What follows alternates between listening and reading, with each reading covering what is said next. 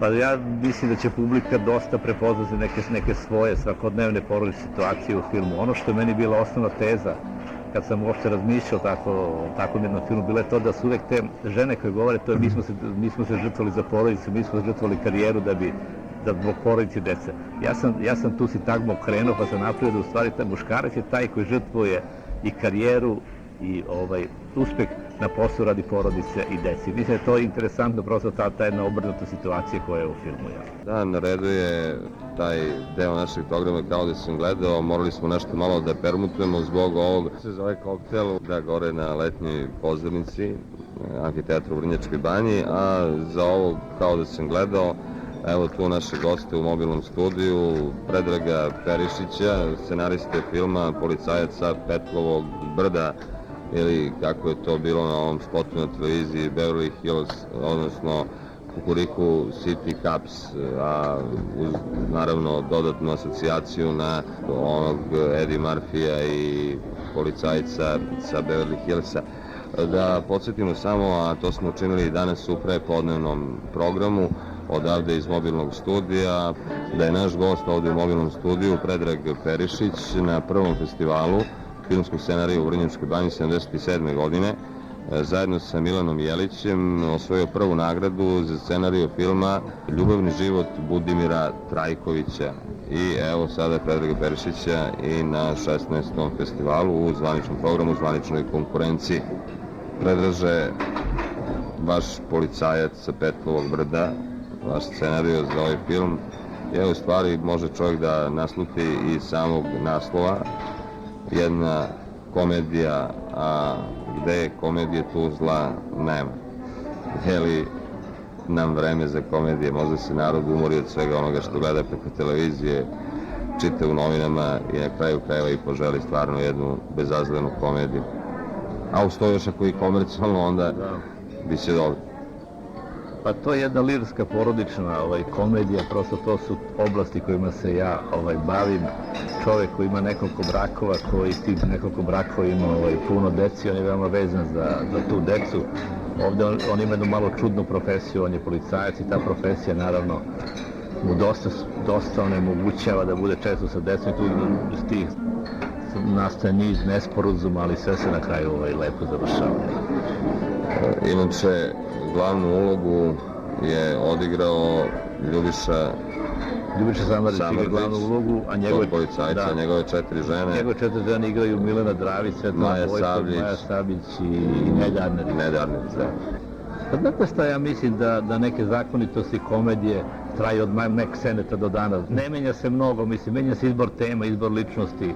Pa znate šta, ja sam se trudio da prosto ta aktualna situacija ne utiče mnogo na film, jer nam se često dešava, znate, kad pogledamo neke stare filme koje su vezane za neke jako aktualne trenutke, da oni strašno deluju deplasirano. Ja sam ipak trudio da se bavim nekim malo univerzalnim temama, odnos prema porodici, odnos prema deci, ljubav, mržnja i tako dalje. Neke teme koje su malo univerzalnije, koje tako da film može da i kad se gleda, ja verujem da i sada kad se Budimir Trajković, kad bi se gledali sad posle 16 godina, da bi on delovao sasvim savremeno, ali to je u stvari govori o jednom univerzalnoj temi. A ja ne bih rekao da je to neki odijum, prosto nažalost, verovatno, znate, sami producenti kad dobiju scenarij za komedije, oni to misle da mogu brzo i lako da urade. To je, ja mislim, problem da se komedije malo nonšalantnije rade nego što se rade, pod navodnicima, naravno, ozbiljni filmovi. Šteta je. Ako vi da pogledate, na primjer, današnju svetsku produkciju, na primjer, uzmite filmove Eddie Murphy, to su sve sjajno urađene komedije. Komedije koje mnogo više koštaju nego što koštaju neke male drame i tako dalje. Pa evo, ako pravimo neke paralele između 77. godine i ove sada 92. a 16. je festival filmskog scenarija ove godine, ono je tamo 77. bio prvi. Karakteristično što je prvu nagradu tada na prvom festivalu, već smo rekli, osvojio Predrag Perišić sa Milanom Jelićem. Da li, Predraže, imate, već dok pišete scenario, u vidu određene likove, glumce, koja bi to ekipa možda čak trebalo da bude, bez obzira što je ona rediteljska, ako može tako da se kaže, poslednja, mislim na podelu uloga. Ljubiša Samardžić je bio i u onom filmu, evo ga i sada kod vas. Pa uglavnom u većini mojih filmova, ja sam sada napravio scenarij za 8 igranih filmova, u većini filmova Ljubiša Samardžić je igrao glavnu ulogu. Ja kad pišem, ne mislim na neke određene glumce, mada, znate, taj neki krug glumaca u kojima se mi krećemo je relativno takav kakav je. Očigledno neki moj senzibilitet se poklapa sa Ljubičinim senzibilitetom i sa Milenom, sa kojima sam ja počeo da radim od prvih filmova. Ja bih se tu samo malo podsjetio da je reditelj toga filma Dejan Karaklajić je uradio samo još jedan film i prosto nestao iz naše kinematografije, što je vjerojatno šteta. Ja sam dosta nostalgično vezan za Banju, ja sam često dolazio i tako, i često mi filmovi bili ovdje, prosto i danas kad malo šetam Banjom, malo sam tužan, prosto vidim da dosta mojih kolega nema ovdje. Nešto se rasilo po svetu, nešto ostalo u drugim republikama, tako da prosto je to s nekom nostalgijom posmatram da nema tih ljudi sa kojima sam se ovdje godinama viđao, što me dosta pogađa.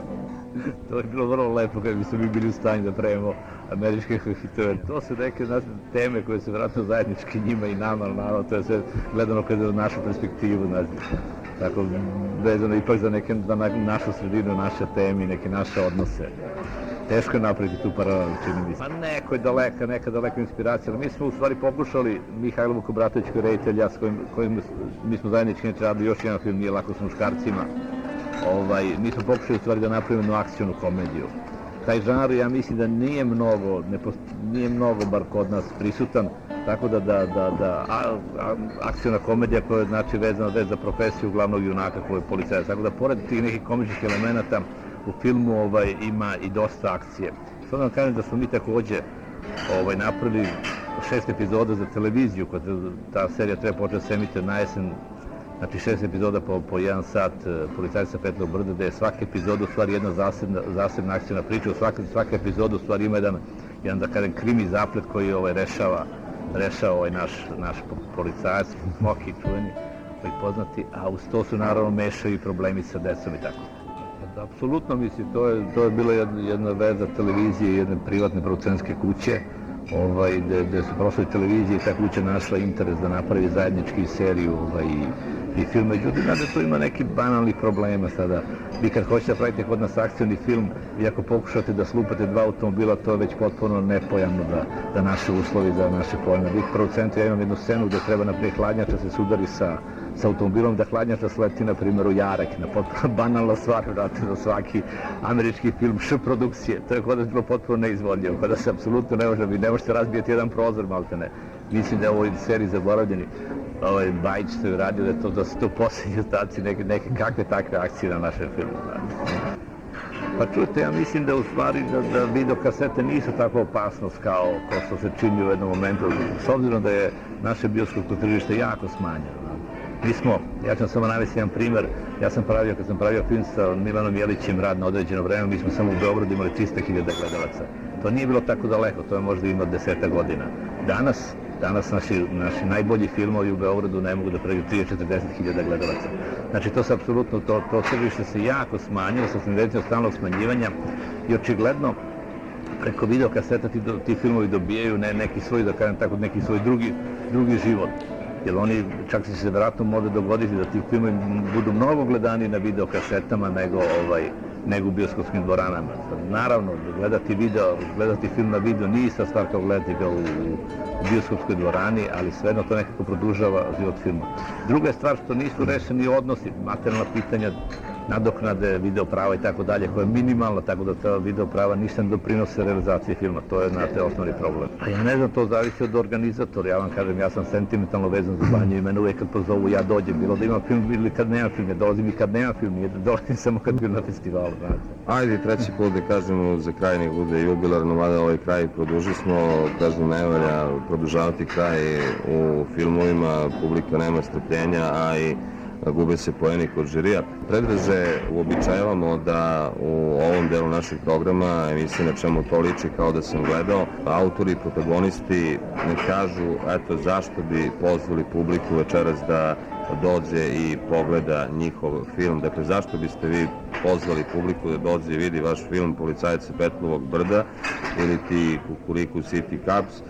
Iako malo čas rekli ste da ste se bavili, pored toga što je reč o komediji, jednom univerzalnijom temom, ja bih rekao da situacija nije svakidašnja, ona je baš neobična. Teško je danas naći baš policajca, pa još sve 4 žene, a sve 4 žene da budu poslovne, od svake još po dete, to je baš onako isprepletan. Zašto biste pozvali publiku i ako nije na odmet na ovo potpitanje još koje sam postavio? Pa ja mislim da će publika dosta prepoznati neke svoje svakodnevne porodične situacije u filmu. Ono što je meni bila osnovna teza, kad sam uopšte razmišljao takvom jednom filmu, bilo je to da su uvek te žene koje govore, to je mi smo se žrtvovali za porodicu, mi smo žrtvovali karijeru da zbog porodice dece.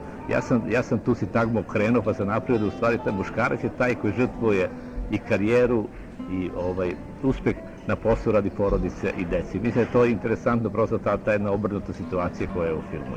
Jer možemo da se složimo ovako da žene žrtvuju ipak na početku, ali da svaki muškarac se žrtvuje na samom kraju. Apsolutno. Pa znate šta, ja mislim da neke zakonitosti komedije traju od Mac Seneta do danas. Ne menja se mnogo, mislim, menja se izbor tema, izbor ličnosti. Pa znate šta, ja sam se trudio da prosto ta aktualna situacija ne utiče mnogo na film, jer nam se često dešava, znate, kad pogledamo neke stare filme koje su vezane za neke jako aktualne trenutke, da oni strašno deluju deplasirano. Ja sam ipak trudio da se bavim nekim malo univerzalnim temama, odnos prema porodici, odnos prema deci, ljubav, mržnja i tako dalje. Neke teme koje su malo univerzalnije.